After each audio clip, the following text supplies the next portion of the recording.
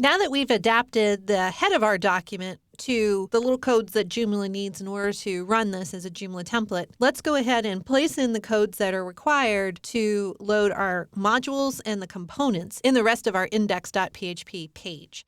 So I'm going to scroll on down here to our body tag.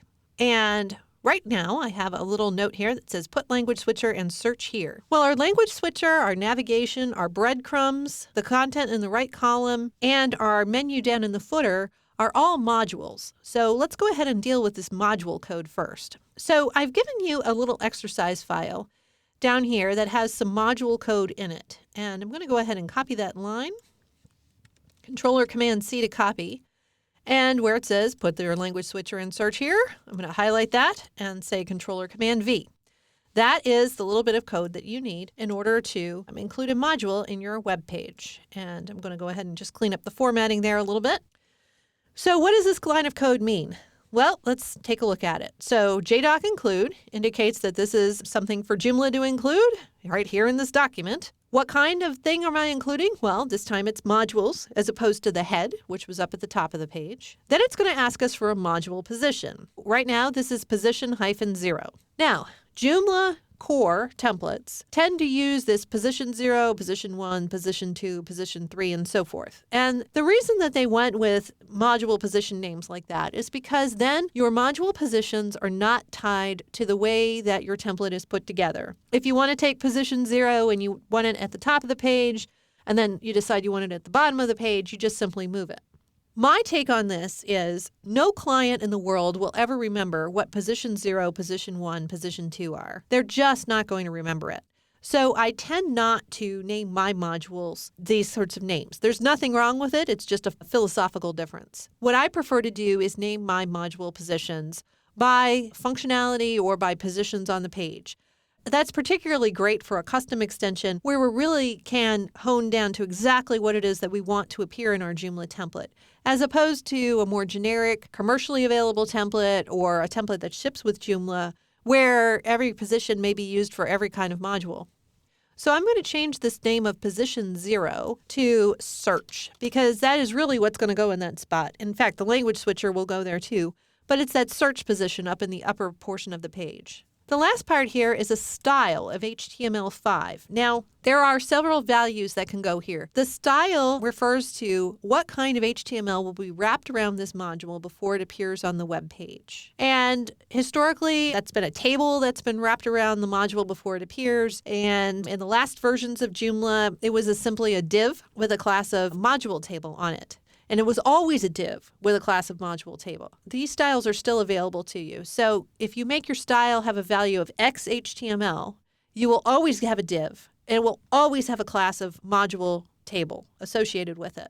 However, this style of HTML5 is new in Joomla 3, and it will allow you to do some interesting things where your module is concerned. So here with the style of HTML5, if we take a quick look at our Joomla site, if I go to localhost/administrator and I log in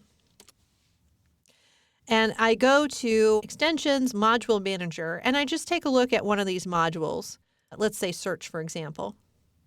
Under my advanced options, one of the things that I can do if my module is assigned the type of HTML5 is I can use these items here inside of my module editing screen, and I can choose what HTML5 tag I want associated with that module. So as I said, the style of XHTML always wraps a div tag around it.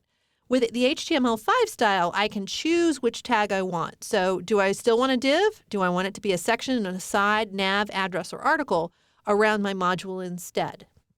I can also choose my bootstrap size. This refers to that span 1, span 2, span 3, span 4 that we use to put together the Bootstrap framework. So I can specify a bootstrap size to include with that HTML that wraps around that module so that it will fit correctly on my page.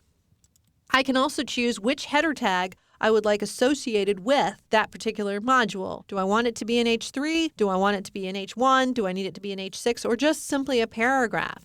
And I can alter that here as well. So why is this important? This is really important with third-party extensions that may not necessarily be Bootstrap compatible yet, What you can do by using these widgets here in the back end of Joomla is you can essentially wrap an HTML tag with the correct Bootstrap markup around it so that it will fit correctly into your Joomla template. That's why these tags are so important. What I would recommend to you at this point in time is, unless you have a very good reason to not have a style of HTML5 associated with your module, I would recommend you just use the style of HTML5 now here inside of your modules. So I'm going to take the same code and I'm going to now copy that and I'm going to paste it into several spots here on my web page. Here, where it says my navigation is going to go here, this is where I am going to include my navigation, and I'm just formatting my code here a little bit to keep it clean. This is going to have a name of nav. Here, where it says my breadcrumbs are going to go here, I'm going to go ahead and paste this in, and this will be breadcrumbs. And a little bit further down, and that's where the content goes. I'm going to skip that for the moment. And here's the right column. Go ahead and paste this one in, and I'm just going to call this right.